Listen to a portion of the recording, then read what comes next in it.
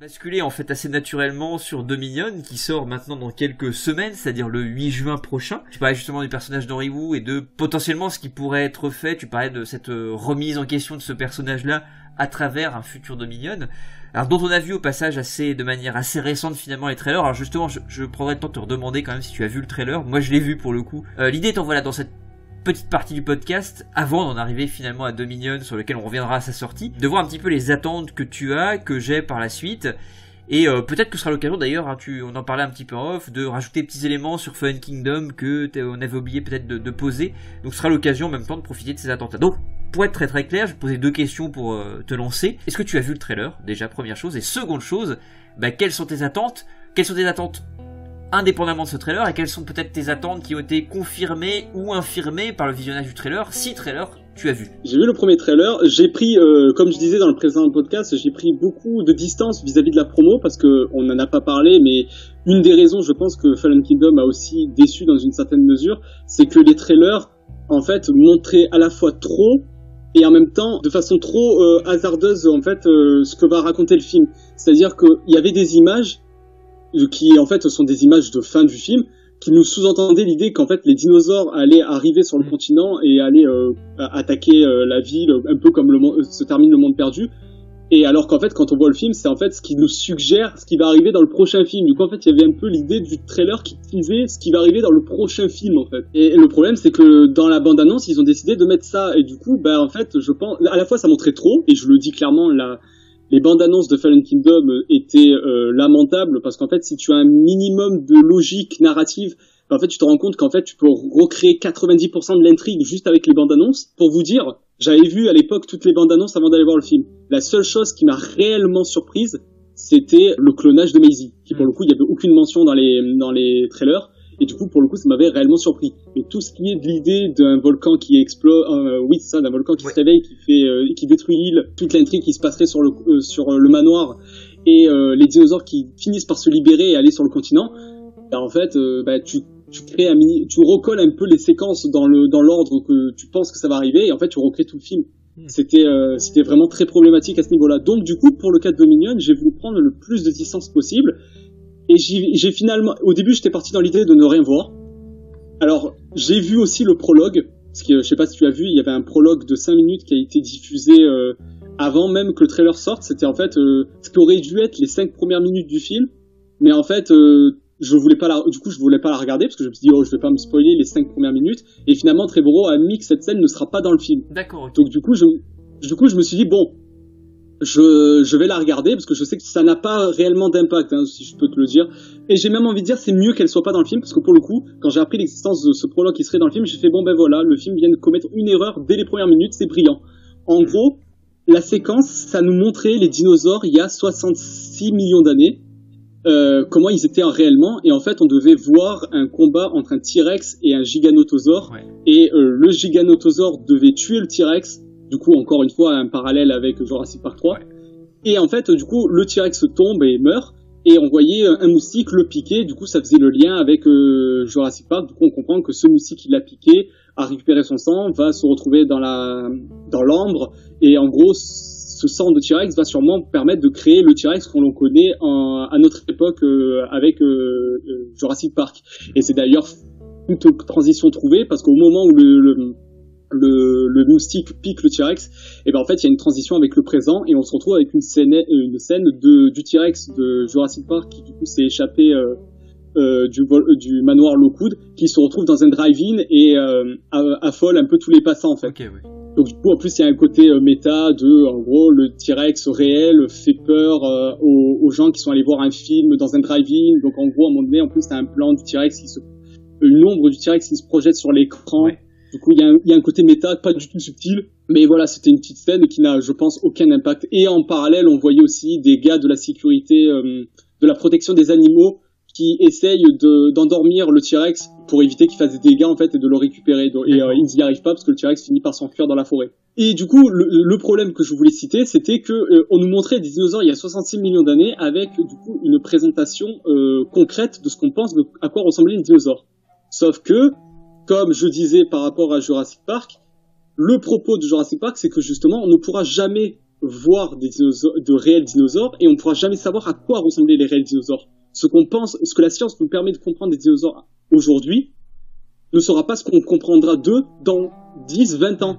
Du coup, en fait, la représentation des dinosaures qu'on fait dans le film, dans le prologue en l'occurrence, ben, c'est ce qu'on pense en 2021, parce que quand le prologue est sorti, mais ce sera pas ce qu'on pensera en 2031 ou en 2041. Du coup, ben, quand j'ai entendu parler de ce prologue, j'ai fait bon ben voilà, la seule scène de la saga qui dans 10 ans sera complètement obsolète et totalement inutile. Pour le coup, il y avait des fans avec qui j'échange qui me disaient ouais mais c'est dommage tout que la scène soit enlevée, au moins ça aurait pu faire comprendre au public que à quoi ressemblaient réellement les dinosaures. J'ai fait ben justement, on ne saura jamais à quoi ressemblaient réellement les dinosaures. Du coup là par exemple, on voit dans le prologue le T-Rex avec des sortes de petits protoplumes sur le cou. Alors l'idée que le T-Rex avait des plumes. Sauf que le prologue est sorti en 2021, et ben il y a déjà des paléontologues qui en 2022 commencent à remettre en question cette idée en disant ah mais non finalement que peut-être que le T-Rex avait des plumes quand il était juvénile, mais adulte il n'en avait plus. Ah ben voilà, le prologue en même pas un an il est vieux quoi, enfin il est désuet. Non mais c'est vrai que le fait est que les dinosaures, on en avait déjà parlé plus ou moins, mais que ce sont des manipulations génétiques et que ce ne sont pas de réels dinosaures, permet de pas poser d'obsolescence de la représentation en fait, puisque de fait ce sont des manipulations génétiques, ce ne sont pas les dinosaures tels qu'ils étaient à l'époque. C'est un jalon intéressant qui permet d'éviter ce problème d'évolution scientifique qui viendrait à remettre en cause l'apparence que peut avoir un dinosaure. Là effectivement le film, en tout cas par rapport à ce prologue et par rapport à ce que tu racontes, met les pieds pleinement dedans et se tire lui-même une balle dans le pied sur la représentation qu'on peut en faire. Et en l'occurrence, je sais pas si c'est pour une question de rythme qu'il a retiré la séquence, mais en tout cas il a retiré la scène. Donc en fait je me dis bon ben peut-être qu'il y a une part de lui qui a compris que de toute façon la scène n'apportait rien réellement scénaristiquement, et en plus ben serait totalement dépassé quelques années voire quelques mois après la sortie du film quoi. Quand tu as appris justement la disparition on va dire de ce truc-là qui n'appartenait pas à proprement parler au futur film, bah quelles sont justement tes attentes par rapport à ça maintenant, à partir de ça, si tu repars finalement vierge dans une certaine mesure en retirant cette petite incartade de la part de Trevorrow? Comme je disais à chaque fois, moi ce que j'attends surtout, c'est ce qu'a fait brillamment Fallen Kingdom, c'est-à-dire renouer réellement avec l'esprit de Jurassic Park dans tout ce qu'il y a, dans tout le propos thématique et scientifique. Parce que le côté méta, on n'en a pas trop parlé, mais dans Fallen Kingdom, le côté méta a quasiment totalement disparu. On peut y voir, on va dire, un parallèle avec l'Indoraptor, qui est encore une fois une dérive génétique encore plus excessive que l'Indominus. Donc en gros, l'idée que les blockbusters d'aujourd'hui dérivent encore plus de ce que les blockbusters standards d'aujourd'hui font. Donc en gros, il y a toujours un côté excessif à ce niveau-là. On peut y voir un côté méta à ce niveau-là, mais c'est trop léger pour que je puisse dire réellement que le film est méta. Le cas de Fallen Kingdom, c'est qu'il a pris le parti pris clair de se détacher du côté méta et de se concentrer véritablement sur le propos scientifique qui, je sais pas ce que tu en penses, pour moi c'était ce qu'il y avait de mieux à faire, parce qu'en l'occurrence on a vu avec Jurassic Park ce qui s'est passé, c'est qu'il a tellement voulu renouer avec l'idée que Jurassic Park était un film méta, que finalement il s'est lui-même autodétruit dans son propos méta déjà en soi, mais en plus ça ne collait même plus avec le propos scientifique qui devrait être la base même de Jurassic Park au-delà du côté méta. Oui, et puis de toute façon le côté méta au bout d'un moment, enfin je pense que dans Fallen Kingdom c'est un mouvement assez général, c'est-à-dire que c'est un renouvellement de plein de choses. Le côté méta, il est depuis le début, c'était la base, enfin une des bases en tout cas de la saga en termes de note d'intention. Premier Jurassic World a essayé de reprendre ce truc-là à son compte, à son époque, dans un contexte différent. Et effectivement, il se tire une balle dans le pied, on est d'accord sur plein de points. L'idée c'était de partir autre part aussi, d'en faire autre chose, c'est-à-dire que ça suffit au bout d'un moment de tourner, d'avoir ce blockbuster qui se regarde lui-même, pour le pire parfois et pour le meilleur aussi, puisque c'est le cas du premier, puisque c'est un vrai questionnement sur le blockbuster en tant que tel qu'il est. Mais justement, l'idée, c'est d'aller autre part, de faire autre chose avec ça, de montrer que cette saga-là peut faire, il y a autre chose à proposer. On avait parlé de la modification, du fait que le film progressivement basculait du film de dinosaures à proprement parler au film de monstres, tout en ayant effectivement un fond effectivement fondamentalement scientifique, mais qui questionnait justement la monstruosité scientifique. Donc je trouve que voilà, il y a cette volonté chez Bayona et certainement chez Trevorrow pour le coup au scénario, d'aller autre part, d'aller explorer autre chose et de peut-être laisser tomber ce qui jusqu'alors avec Jurassic World tournait un petit peu en rond pour arriver à autre chose et proposer autre chose. Du coup, pour revenir sur les quelques, j'ai aussi vu du coup le premier trailer qui personnellement ne me choque pas. Alors je l'ai pas trouvé transcendant dans l'absolu, c'est-à-dire que j'ai pas fait oh mon dieu, la piste vers laquelle semble diriger le film est absolument incroyable. Mais du coup non, ça a pas été ça, j'ai pas été extasié en le voyant, mais je suis pas on va dire choqué par ce que j'ai vu, ce qui est déjà quelque chose de bien. Ouais. Je tiens à le signaler. Les 2-3 points de raisonnement que le film pose ici et là dans le trailer ne me choquent pas, et je vais même dire confirme ce que Fallen Kingdom disait. En l'occurrence, on entend Claire qui dit on a créé une catastrophe écologique. Ben, j'ai envie de dire ben voilà, c'est bien, vous confirmez que du coup l'idée que les dinosaures les dinosaures du manoir libérés n'était pas une bonne chose, et le fait qu'en parallèle du coup les gars de l'enchère ont amené les dinosaures, ont dû créer dans leur coin leur propre modification génétique, leur propre manipulation, et ce qui a, pour X raisons, on verra dans le film comment ça sera justifié, ont mené à que certaines espèces soient libérées volontairement ou involontairement, et du coup ce qui crée des dérèglements au niveau de l'environnement. Donc ça pour le coup c'est génial. Et ensuite il y a aussi la phrase de Malcolm, nous courons vers l'extinction de notre espèce, non seulement on ne domine pas la nature mais nous y sommes soumis. Alors il faut voir dans quel contexte il dit la phrase, parce que vu comme ça on a l'impression que ça veut dire oh mon dieu les dinosaures vont coloniser la Terre et vont nous anéantir, ce que je ne pense pas, ou alors s'il le fait il faudra que ça soit bien justifié, parce que pour le coup j'ai un peu de mal à admettre l'idée que l'armée ne décide pas justement de un petit peu tous les éradiquer en voyant qu'ils commencent à trop se propager et du coup à essayer de supplanter l'espèce humaine. Donc j'ai un peu, on verra comment ça sera montré dans le film, mais bon pour le coup je ne vois pas comment l'humain se retrouverait à se faire anéantir par les dinosaures d'Ingen quoi. Donc on verra dans quel contexte il l'a dit. Et la phrase de non seulement on ne domine pas la nature mais nous y sommes soumis, bah ça pour le coup, bah oui, ça c'est du pur Jurassic Park, c'est-à-dire qu'on c'est pas nous qui dirigeons les règles de la nature, c'est la nature qui nous dirige, et ça va avec l'idée que on joue à Dieu en voulant recréer les dinosaures, mais en fait non seulement nos créations peuvent se retourner contre nous parce que nos propres créations ont un instinct de survie qui fait qu'elles vont essayer par tous les moyens de s'émanciper des chaînes littéralement dans lesquelles on essaie de les retenir. Mais aussi, il y a l'idée que la nature, si nos créations vont à l'encontre de son évolution, en fait, n'aura aucun scrupule à les éliminer, ce qui, du coup, crée un propos envers l'être humain qui est encore plus terrible que la simple idée de les dinosaures, en fait, se sont retournés contre nous et nous ont détruits. C'est que non seulement les dinosaures se sont retournés contre nous, on n'a pas su les maintenir, mais en plus, la nature au-dessus vient ajouter son petit grain de sel et détruire notre propre création qui nous avait nous-mêmes condamnés d'une certaine manière à notre survie. Donc en gros, ramenant l'espèce humaine à un moins que rien, à une simple création naturelle qui, tôt ou tard, peut être détruite par la nature si elle décide que nous n'avons plus notre place dans ce monde en fait. Je suis assez d'accord avec tout ce que j'ai pu voir aussi dans le trailer. Je trouve que le propos scientifique qui a l'air d'être esquissé, on va dire, qui semble se dessiner, en tout cas au vu du trailer, est assez cohérent avec ce qui a été entrepris de Fallen Kingdom pour justement être cohérent avec le premier Jurassic Park. Je trouve que tout ça a l'air de fonctionner assez bien.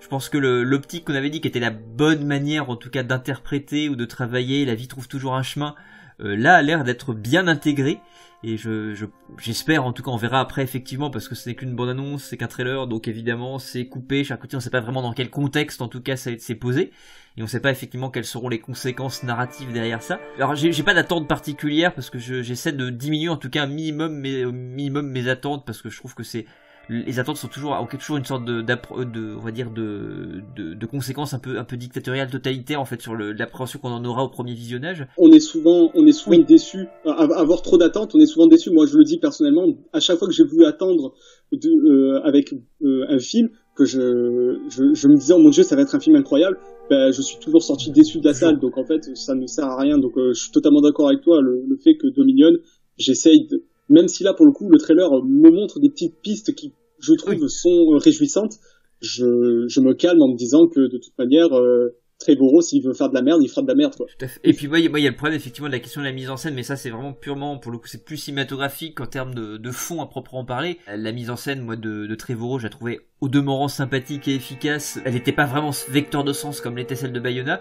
Donc, ça fonctionnait bien pour Jurassic World si on prend cette idée de début d'une nouvelle trilogie avec cette idée qu'on part peut-être en termes de forme sur un truc relativement simple, pas transcendant, mais il y a un crescendo qui fait que Jurassic World Fallen Kingdom, arrivait justement à aller un cran au-dessus.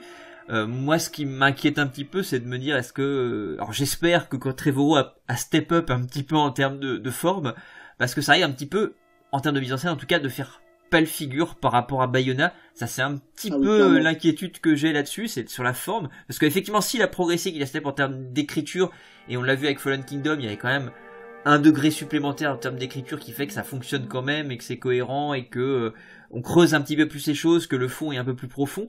Moi j'ai peur effectivement que la mise en scène soit un petit peu en deçà en tout cas de ce qu'on a chez Bayona. Ouais. Et puis il y a un deuxième petit truc auquel je pensais aussi, c'est-à-dire que c'est une des sorties qu'a fait Trevorrow récemment en parlant du Giganotosaure, en expliquant ce truc assez absurde qui était de dire qu'il voulait en faire une forme de Joker, ou en tout cas faire référence à ce truc-là en posant l'idée qu'il veut voir le monde brûler.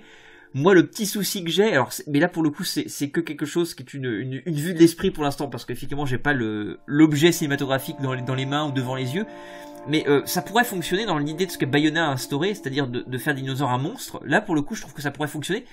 Si on pose, parce que là il pose l'idée qu'il y a une intentionnalité de la part de la créature qui est de voir le monde brûler encore une fois, mais là ce qui me poserait problème, c'est que ce qui faisait que le monstre fonctionnait chez Bayona, c'est qu'il était introduit dans un contexte particulier qui était ce fantastique gothique, cette référence au cinéma d'horreur dont on a parlé la dernière fois. Et comme très souvent, l'alien va de pair, et il y a comme quelque chose par exemple d'assez nécessaire qu'il y a entre l'alien et le Nostromo, comme il y a la même chose avec le Predator et la forêt dans laquelle il est. Là pour le coup, le dinosaure qui prenait cette forme monstrueuse fonctionnait très très bien dans le cadre de ce manoir gothique. Là le problème c'est que, en tout cas au vu des trailers, on est quand même dans quelque chose qui revient à quelque chose de très naturel graphiquement. Donc fatalement je trouve que l'image qu'on a de dinosaure, c'est un retour à quelque chose d'animal, purement naturel, avec en plus le discours naturel et scientifique qu'il y a derrière. Et poser cette idée qu'il y a une intentionnalité, qu'on veut en faire une forme de Joker qui veut voir le monde brûler, moi ça me pose problème parce que là on rebascule, puisqu'on rebascule en animalité, dans l'anthropomorphisme si on pose ce type d'intentionnalité ou de volonté chez l'animal, chez le dinosaure. Et ça m'inquiète un petit peu aussi. Je comprends ce que tu veux dire, mais je pense, parce que j'ai échangé avec un fan qui aussi a pris mal cette phrase de Trevorrow. Moi j'ai envie de vous dire, les gens, calmez-vous, je pense que c'est juste comme d'habitude, Trevorrow dans les interviews il dit de la merde, et en fait quand il dit le Joker, le Giganotosaure sera l'équivalent du Joker, c'est juste pour dire qu'il sera méchant et qu'il détruira tout en fait. Je pense qu'il faut pas aller plus loin que ça en fait. C'est un petit peu comme quand il disait que les 6 films, parce que son but avec Dominion ça sera vraiment de réunir les 6 films, donc logiquement Jurassic Park 3 devra trouver un sens dans la saga, ce que j'espère qu'il arrivera à faire. Mais du coup il avait pris ça en compte comme en gros qu'il va essayer de sérialiser la saga. Encore une fois le terme est pas du tout approprié quoi. L'idée de base est bonne, c'est-à-dire de vouloir créer une unité entre les 6 films, mais c'est juste que son terme utilisé est totalement foiré, et là en l'occurrence le parallèle avec le Joker, je pense que c'est juste parce qu'il sait que le Joker est une icône avec lesquelles beaucoup de gens se raccrochent, et donc du coup il disait le Giganotosaure ça sera l'équivalent du Joker de la saga Jurassic Park. Voilà, c'est juste un parallèle maladroitement fait par Trevorrow, comme à son habitude, j'ai envie de dire. Oui, mais je pense que t'as raison, je pense qu'il y a une bonne part de maladresse. C'est vrai que ce qui est problématique, effectivement, c'est que cette manière de balancer des choses comme ça sans se rendre compte forcément des conséquences que ça peut avoir sur... Parce qu'on parlait tout à l'heure des attentes qui malheureusement prennent une grosse partie au fait du contexte dans lequel on va visionner un film. Et je pense que proposer ce genre de truc, balancer ce genre de choses sans forcément réfléchir aux conséquences que ça va avoir sur les futurs spectateurs, c'est quand même problématique, parce qu'évidemment, là, c'est un truc que d'ailleurs on parlait de JDG pour le coup tout à l'heure en off, mais JDG c'est un truc qu'il a immédiatement balancé sur Twitch récemment en balançant ce truc là comme étant déjà un argument contre le film alors que le film n'est pas encore sorti. Et je trouve que c'est un petit peu donner le bâton pour se faire battre en fait, et c'est super problématique. C'est ça. Mais de toute façon, Trevorrow, moi, je le dis, j'essaye le moins possible d'écouter ses interviews, parce que de toute manière, je me rends compte que le gars, en fait, c'est pour ça, on verra avec Dominion ce qui va se passer, si réellement il y a une vraie remise en question, ou si c'est les circonstances qui ont fait qu'en fait, il a réussi à donner quelque chose de bon avec Fallen Kingdom sans réellement le vouloir. C'est que, est-ce que Fallen Kingdom n'est pas, en fait, comment dire, un mélange de plein d'idées qui, avec en gros, que les idées qu'il a pu avoir à droite et à gauche, mêlées à la vision de Bayona, a donné par chance à quelque chose de vraiment réussi. Est-ce que c'est quelque chose de réellement intentionnel, en fait? Que sera la parenthèse un peu enchantée de cette nouvelle trilogie qui est due à effectivement en tout cas ce saupoudrage de Bayona au cœur effectivement d'une sorte de patchwork de plein d'idées qui était pour le coup au moins instinctivement ou de manière intuitionnelle bonne en fait. Ensuite, il y a aussi le fait qu'il a bien assuré le fait qu'il n'y aurait pas d'hybride dans ce troisième film, parce que c'est quelque chose qui a fait énormément polémique. Oh là là, il commence à créer des dinosaures et tout, qui sont même pas des dinosaures, du coup c'est n'importe quoi. Ben, j'ai envie de dire, déjà de base, j'ai envie de dire, répondre aux gens, ben oui, mais en même temps c'est un peu le propos de montrer que la science dérive jusqu'à créer des monstres littéralement. Chose, je dis soit disant en passant, chose que faisait déjà Crichton dans ses livres, et je dirais même que Crichton c'est encore plus outrageux. Ah oui, d'accord. Oui. Parce qu'en fait, il reprend littéralement des espèces qui ont existé et il les monstruorise en fait d'une certaine manière. Donc en fait, le cas par exemple de l'Indominus Rex, je vous l'avais dit, mais en gros, il est inspiré clairement d'un dinosaure qu'on voit dans le second livre, qui a la même capacité de camouflage, qui a un comportement pas du tout, qui correspond pas du tout à la manière comment il devrait se comporter, parce que justement, ces modifications génétiques ont altéré son comportement et du coup, il est apparenté à un monstre littéralement. Donc c'est pas une hérésie totale de la part de Trevorrow, en tout cas dans Jurassic World. Ah non, clairement pas. Pour le coup, c'était une bonne idée. C'est juste que dans le cas de l'Indominus, le problème c'est que ses capacités étaient plus de l'ordre de la facilité scénaristique. Par exemple, le fait qu'ils nous disent oh là là, on connaît pas de quoi il est composé. Ouais. Et Henry Wu, après le premier incident, il dit rien. Alors en l'occurrence, parce qu'à la fin, comme je vous avais déjà dit, on apprend qu'il est de mèche et que la volonté de faire foirer le parc était voulue. Qui encore une fois colle pas avec le propos de la saga, mais voilà, c'était intentionnel de faire que l'Indominus ne soit pas maîtrisable. Mais c'est aussi une énorme facilité scénaristique. En l'occurrence, c'est le fait que l'Indominus ait de l'ADN de Raptor, c'est pour relancer l'intrigue aux trois quarts du film, parce que oh là là, bah du coup il peut communiquer avec les Raptors et du coup ça relance le film. Trevorrow, comme on disait par rapport à sa mise en scène, n'arrivait jamais à magnifier son monstre. Oui, chose que Bayona a su parfaitement faire avec l'Indoraptor. Ouais, tout à fait. Avec l'Indoraptor, on l'a dit thématiquement, ça a énormément de sens, mais aussi en termes cinématographiques, il crée des plans absolument iconiques pour le monstre qui sont ultra évocateurs. Et justement, le coup de génie qu'il fait aussi, c'est que il prend en compte le bagage qu'on avait de Jurassic World, en l'occurrence qu'on savait que du coup l'Indominus avait telle ou telle capacité, et l'Indoraptor, comme c'est sur un laps de temps très restreint, et ben du coup on peut pas se dire qu'il peut réutiliser comme il le veut ses capacités, mais elles sont quand même présentes. Je tiens par exemple à signaler l'Indoraptor peut se camoufler. Et la scène de Maisie qui se retrouve face à la vitre et qui se retrouve horrifiée de voir d'un coup le dinosaure devant elle, le montre totalement. Et il ne l'explicite pas. C'est que du je vous montre, je ne vous dis pas. Ouais, c'est du pur show don't tell, hein, oui, bien sûr. Et en plus de ça, le plan est quelque chose d'iconique avec le fait que dans le reflet, l'image de l'Indoraptor se reflète avec celle de Maisie, du coup créant un parallèle, comme je disais à chaque fois. Ouais, donc ça fait un lien thématiquement, mais en plus scénaristiquement, ça renoue avec des capacités qui avaient été dites de l'Indominus dans le premier. Et justement, ces liens thématiques et ce côté fondamentalement métaphorique, posant la mise en scène comme vecteur de sens, ne cherchant pas à surligner, à montrer les choses avant de les dire, etc. C'est peut-être la chose qui risque, peut-être, avec ce retour de Trevorrow à la mise en scène, peut-être qu'il a appris de Bayona, sait-on jamais, en termes de j'entends formel, qui risque peut-être de manquer au film pour le coup. Et c'est d'autant plus dommageable parce que je trouve que en fait ce qui aurait été plutôt intéressant, c'est juste c'est avec des si évidemment on referait le monde, mais je veux dire, si ça avait été Bayona qui avait conclu la trilogie, à mon avis ça aurait pu être quelque chose de beaucoup plus abouti. Voilà, c'est ça, il aurait peut-être justement permis d'effacer les quelques errements qu'aurait pu faire Trevorrow avant, et finalement ce sera qui serait ressorti à terme. Là je trouve un petit peu dommage de pas terminer sur Bayona et de plutôt terminer par Trevorrow. Ah oui, clairement. Et c'est surtout que il avait dit aussi dans une interview, encore une fois, moi je prends ça comme un aveu d'échec, le fait que il a dit j'ai pris un autre réalisateur pour réaliser l'épisode central de ma trilogie pour justement y ajouter une patte bien spécifique.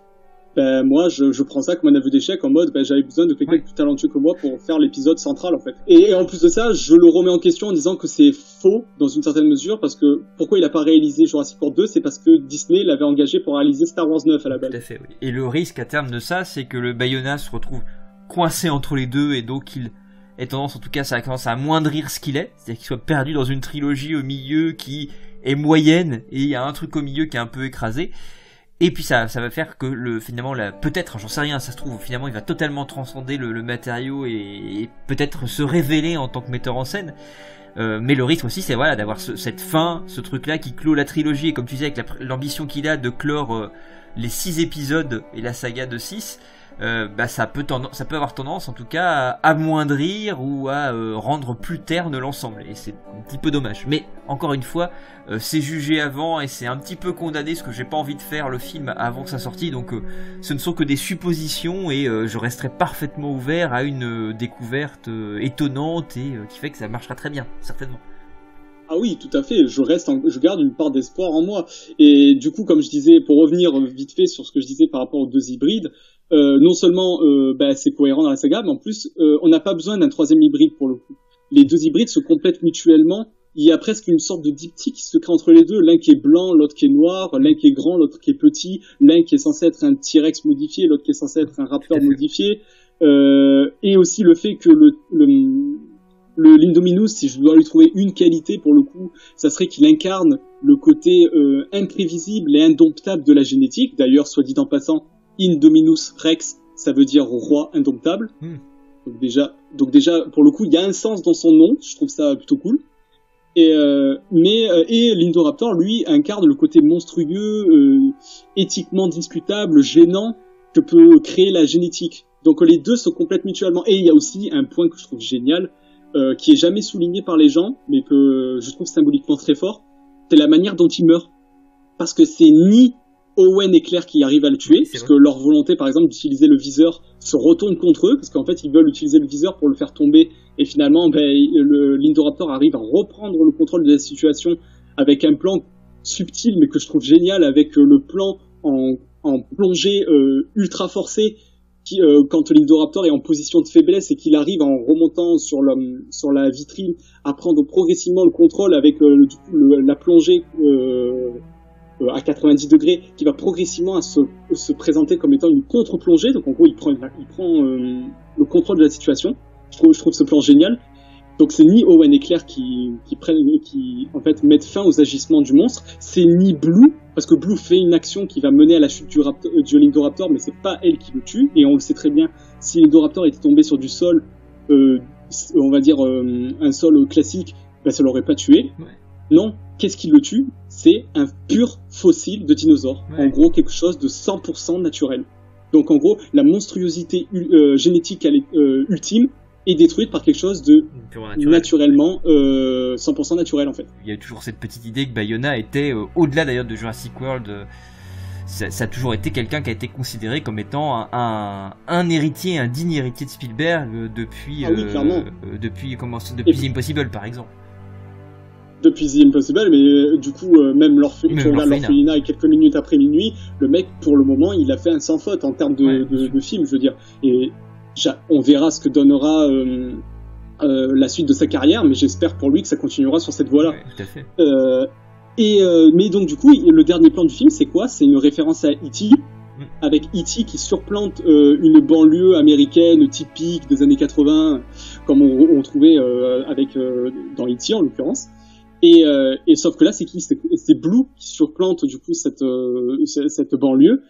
Et qu'est-ce que ça nous disait dans E.T.? C'est que E.T. se retrouvait dans un monde qui le dépassait totalement et dont il n'était pas en adéquation en fait. Il était destiné à retourner de là où il venait, de sa planète. Donc qu'est-ce que nous montre ce plan? Ça nous montre que Blue n'a pas sa place dans ce monde et que les dinosaures n'ont pas leur place dans ce monde. La banlieue pavillonnaire comme ça, c'est un diamant, au-delà d'ailleurs d'E.T., hein, c'est un motif extrêmement récurrent chez Spielberg, que ce soit dans ses propres films ou dans ses productions, que ce soit chez Joe Dante par exemple, que ce soit chez Hooper par exemple dans Poltergeist. Ah oui, oui, non mais on va dire c'est le banlieue typique des productions Amblin Oui, et voilà. de Spielberg en règle générale. Mais donc, ça montre que du coup Bayona se réapproprie justement la mise en scène de Spielberg pour justement donner du sens au sein de son film. Pour moi, ces petites touches ici et là ne peuvent pas être anodines en l'occurrence dans le cas de Bayona, parce que là pour le coup je sais qu'on donne beaucoup de crédit à Bayona et pas assez à Trevorrow par rapport à son écriture et tout ça. Moi je dis, je laisse le bénéfice du doute et j'attends de voir Dominion, mais pour le coup ce genre de petits ajouts là, ce sont pas des ajouts qui ont été écrits dans le script. C'est Bayona qui, en voyant le script, a eu des visions, des idées, des inspirations qui l'ont mené à mettre en scène certaines séquences de cette manière-là. Et si c'était, pour revenir du coup à ce qu'on disait par rapport à Trevorrow, si c'était lui qui avait filmé Jurassic World 2, ça aurait pas du tout eu ce même impact. Et justement, le côté, on va dire, rebrousser chemin sur un troisième film qui dirait ah oui mais non, mais la cohabitation peut avoir lieu naner, elle aurait pu fonctionner dans le cas de Trevorrow parce que sa mise en scène aurait tellement été fade et sans, on va dire, parti pris clair, que du coup on pourrait pas se dire là en l'occurrence avec Fallen Kingdom, qui est que non, la mise en scène nous fait clairement sous-entendre qu'il n'y a pas de retour en arrière possible en fait, et que les dinosaures qui sont présents dans notre monde n'est en aucun cas une bonne chose.